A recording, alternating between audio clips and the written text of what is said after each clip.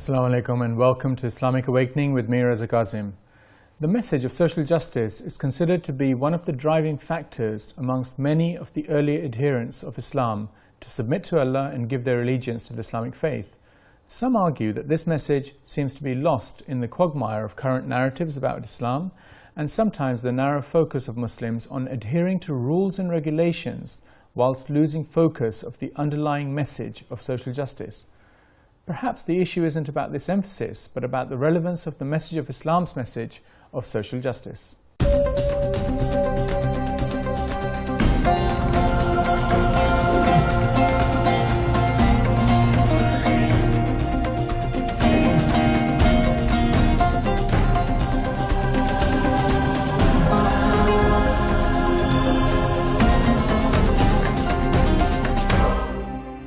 Social justice is the very basis of an Islamic society. Justice and moderation is said to lead a Muslim to the right path. In an Islamic system, for example, one is allowed to acquire wealth, but not at the expense of taking undue advantage of ownership and damaging the interests of other people. Prophet of Islam has said, "A moment of justice is better than 70 years of worship, in which you keep fasts and pass the nights in offering prayers and worship to Allah." Allah Almighty says in the Quran, "Indeed, we sent our messengers with clear signs and sent down with them the book and balance that people may uphold justice." Basic fundamental of equality, that we should treat everybody like in the last sermon of Nabi Karim Sallallahu Alaihi Wasallam, he tells that from now onward there will be no race of color, religion or anything. And the person who will have like best ethics and the best practice will be the best in front of Allah. You have to remember the culture, you have to remember, where the roots have come from in Islam. Islam itself, it looks after the culture as well, and you have to definitely consider that. Support equality. It doesn't matter like if you're black or white. It's all the same. We have to respect each other.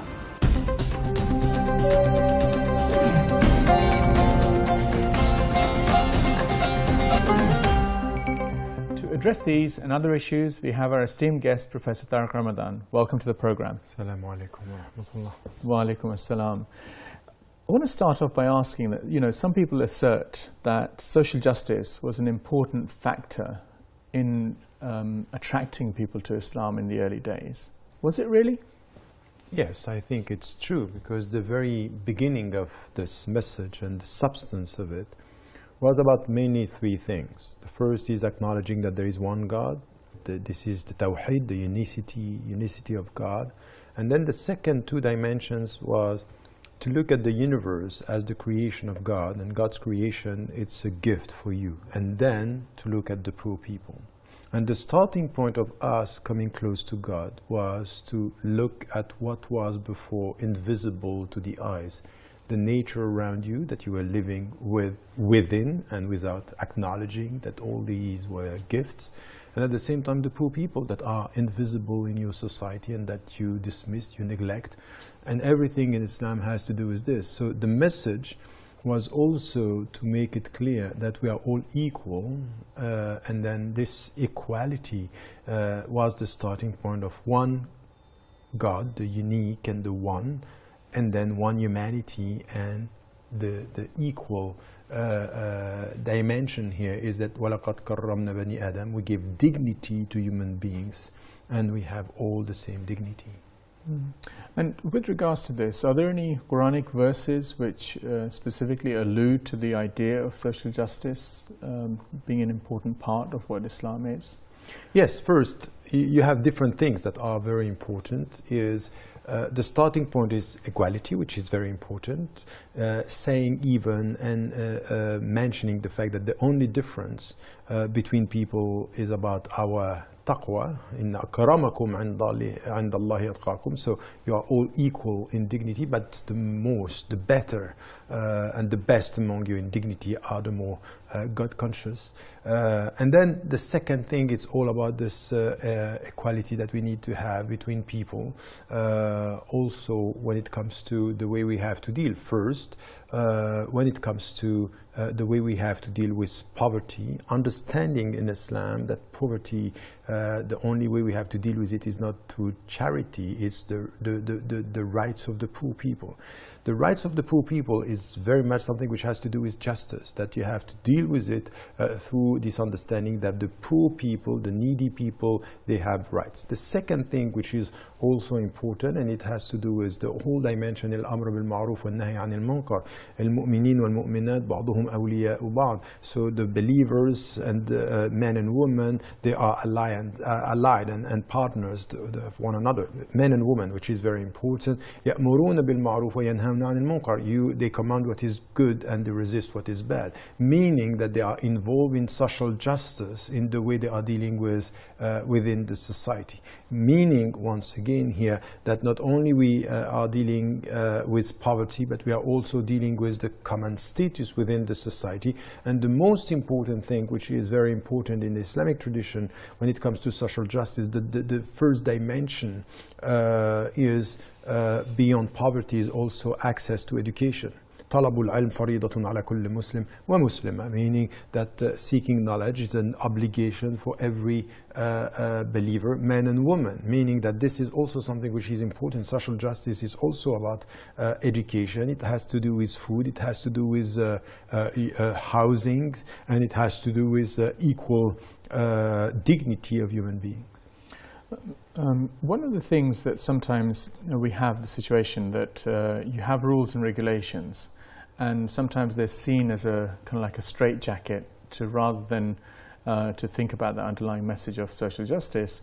Are the rules there to restrict in terms of using it for social justice, or are there examples of rules and regulations within Islam which enable social justice to actually take place? Look, the starting point is very much for us the Arkan al-Islam, which are the pillars of Islam. With the starting point is one, again, is to testify that there is one God, the unity of God, and the second is to pray. But then, and by the way, in the way we deal with prayers, it's also very important because we are on the same line, poor and rich people together. So there is a sense that your dignity before God is the same. So at the first row, it's not the richest and the wealthy are the people who came first, poor and rich people. It's exactly the same with the whole notion of social justice that you have with Al-Hajj, with the pilgrimage, where you have to come and to be dressed as a poor,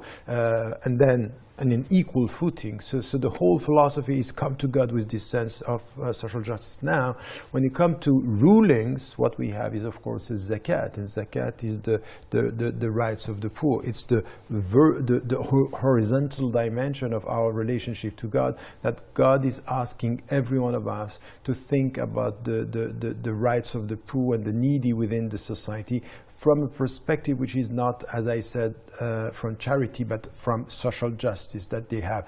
And more than that, the whole philosophy of zakat is to help the poor people to reach the level where they can themselves give zakat to poor people afterwards. So it's not about assistance, it's about a structural dimension here and dynamic that is helping the poor to get free, to get to survive, and then to get the money to be able to pay for people. So the whole philosophy is about equal dignity, and then a movement within the society, which here it's also structured within in the heart of our practice by thinking about I can't be with God if I don't care. Add to this the months of Ramadan, where it's all about, you know, coming close to God, but it has to do with social justice. It has to do with experiencing for yourself, and this is something which is very important. Social justice is not only to think about the rights of the others, it's also to experience spiritually something which is a state where you think about it in a way which is experience it. And Where do we find this? We find this in Surah Al-Duha, when Allah is talking to the messenger, peace be upon him, say, you were poor and we give you richness. You were lost and we guided you. And you were an orphan and we protected you. So now, because of this, you have to care for the poor people. So you experience this, and this is exactly what we are doing during Ramadan. So social justice is also a spiritual experience in order not to forget to be involved in the society. Yeah. It's interesting, two of the points that you've made about the idea of social justice has been related to poor people and zakat and so on, and the institution that is there of zakat, and also about dignity before God, in a sense. Is social justice just confined to those two areas, or is it broader in scope in terms of from the Islamic perspective? The Islamic perspective is almost speaking about all the dimensions. It has to do with the starting status, the being, which is what we said, the human dignity. It has to do also with education for all, men and women, and poor and rich. This is something which is important. So you have it as as a status, your being ontologically.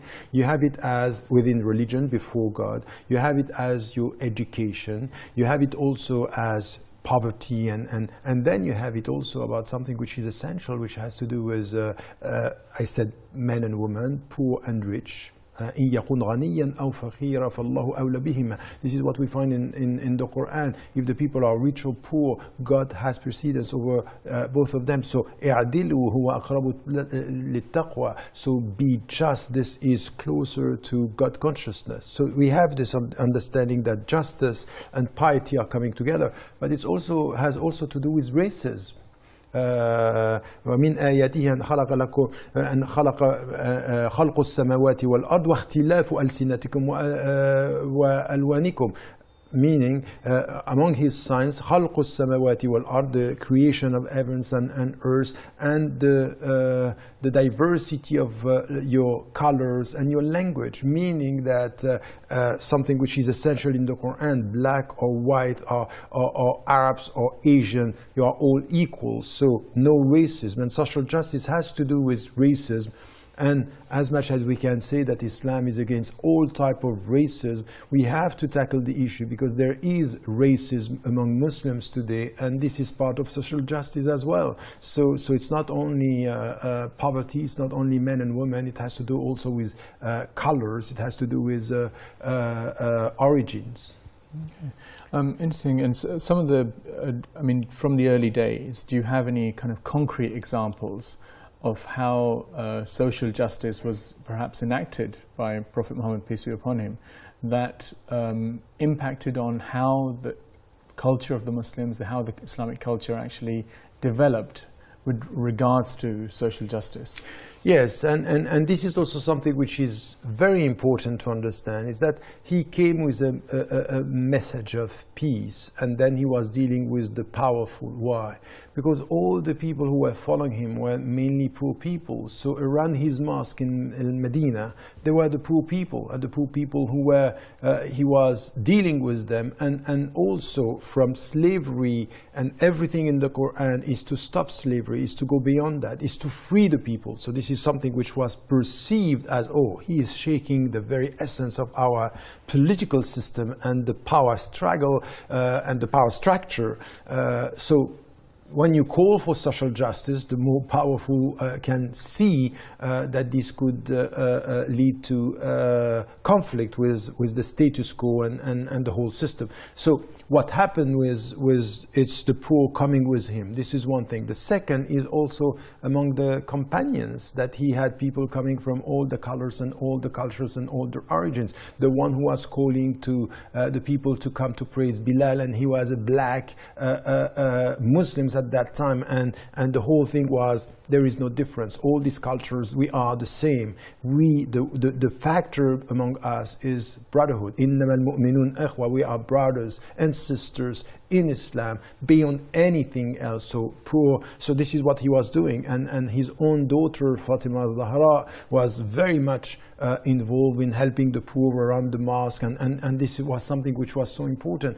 Then in political terms as well, so the people who were to lead were not the people who were the wealthy people or who had a status. This has to do with competence, and then you have this opportunity. What happened with Usama, who was 20, he was leading the army, he was very young. So all this is coming from the Prophet, peace be upon him, in a way where when it came to poverty, when it came to education, for example, he was teaching men and women to the point that some women said, we want to be able to ask you some questions and not before and in front of the men, because we have special questions. So he didn't just split, he had men and women together, and he added something which today will be affirmative action, by saying, raising the status of women by teaching them and being able to respond to their questions, because this was not the culture of the time. All this has to do with what? With social justice, in a way where he was very, very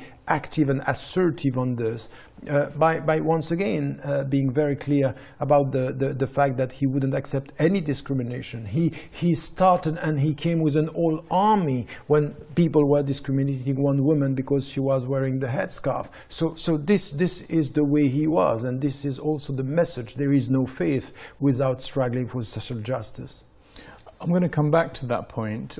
We like to keep this show as interactive as possible and really value your opinion. Here is what you sent us this week.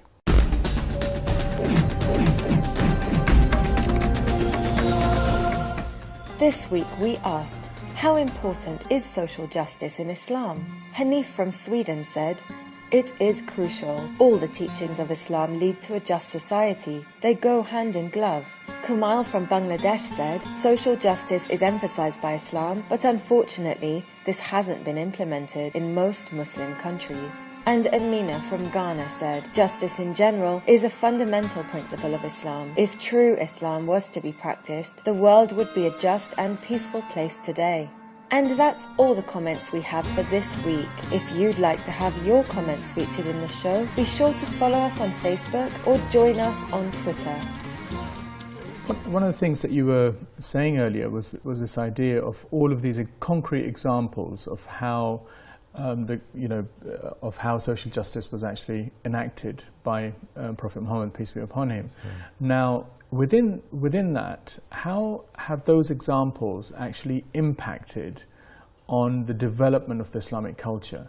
Have they impacted? This is also something that we can add to the whole discussion about social justice, which is the Jews in Medina and the Christians and the Zoroastrians that were around. They were able to remain as they were, and there was no imposition. This is also part of what we call today social justice. You are members of our community. But there was a real kind of drive to obviously make, to say, look how wonderful Islam is, so please embrace it. So where does that kind of thing come that, okay, if you want to stay wherever you are, why is that? The two were there all together. It's not mutually exclusive that you say, Islam, because as a Muslim, if you really deeply, sincerely think that this is the truth, of course, you want the people around you to understand it and to become a Muslim. Now, you cannot impose this. It could be you have a message to deliver, and that's it. Now it's between the people and God. It's between the people and He decides. You don't have, even the Prophet, peace be upon him, was not able to convert the people that he liked, and we have in the Quran, you are not the one who has the secret of the heart. So of course, and even in the hadith that we have of the Prophet, you are not completing your faith if you don't like for your brother what you like for yourself, meaning if you are my brother in humanity, I would love you to be to become a Muslim, but my hope cannot be a constraint. And at the same time, it means lakum dinukum waliya din. I have to protect you from my imposition, and then you have your religion, I have mine. So, and this happened also by... And this is a Quranic verse that yes, you yes, exactly, yes. And it's a Quranic verse, and there is another one, like ikraha fi din, no compulsion in religious matters. So we have to understand this as something which is central in our religion. Our way of testifying that we are Muslims, our hope for the people to understand our message and even to follow it, doesn't mean that we can go into something which is constraining or imposing onto people.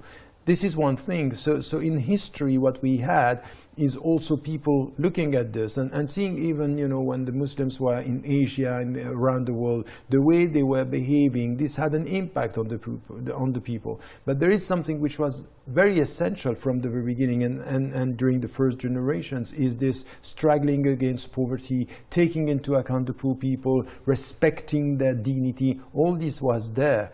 Unfortunately, with time, some of the rulers and some of the Muslims forgot about the very essence of this message and started to be very formalistic, very obsessed with the rulings and not with the meaning, with the limits and not with the objectives. And I think that this is where we have to reassess this, because what we are in need of in Muslim majority countries as well as in the West, we have to be the driving force of a message based on social justice. We have to come with jihad as something which is a jihad for social justice, for the education for all. We have in Muslim majority countries to say it's un-Islamic to have a society where we are not providing people with education. So a jihad for education, this is something which is the social justice. A jihad against racism is also something that we need. When we see now some Arabs and sometimes some Muslims, the way they deal with black people, even, you know, in societies like in the United States of America, you can see that there is a problem of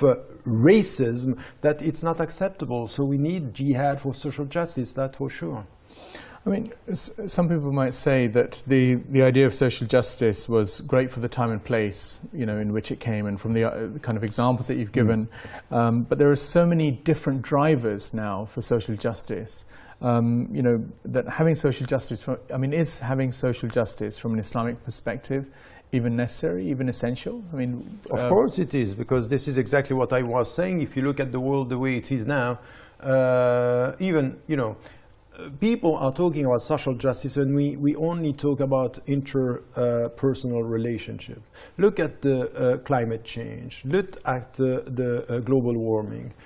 What are the consequences of that? So the way of life in the United States of America has an impact on now the people having floods in Asia, for example. This is social justice as well. This is the global thing. So if we have a global message, if Islam is a universal message, we have to come with the people, with Christians, Jews, atheists, and agnostic, and Buddhists, and Hindus. We have to come together and say, look, we should be the voice for the voiceless on that. So I completely disagree with the fact that you know, social justice now are the drivers. No, we have to, and we have to understand. وَذَكِّرْ إِنَّمَا أَنْتَ مُذَكِّرْ. So remind the people, because you are here. This is your role on earth, is to remind the people of the essential principles, and social justice is one. The human. Look at what is happening. You watch TV now.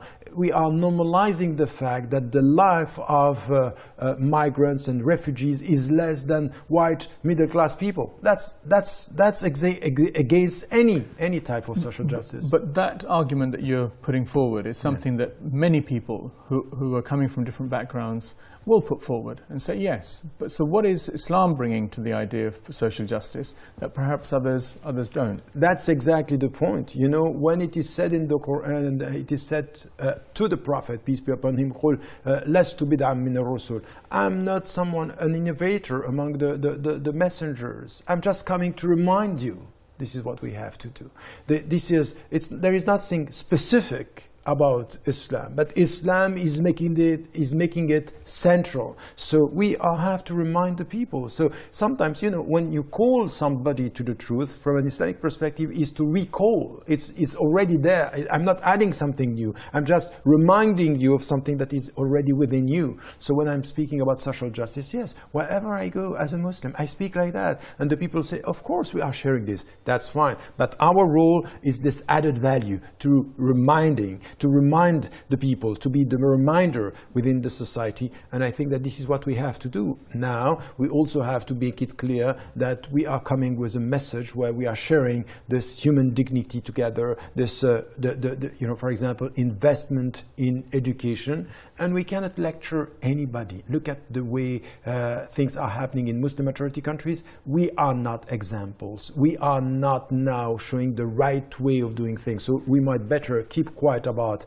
the big slogans and come to something which is practically promoting social justice through education, through our jihad against poverty and for more justice. Okay. Thank you. The tendency to sometimes make the rules and regulations a straitjacket to restrict social justice needs to be challenged. In fact, the idea needs to be revitalized that the rules and regulations in Islam are there to build and support the structures that will provide social justice. The challenges are many, but the resources are few. The time is up for today's topic. I would like to thank Professor Tariq Ramadan for his views on this topic, and of course all of you at home for watching. Goodbye until the next time and another edition of Islamic Awakening.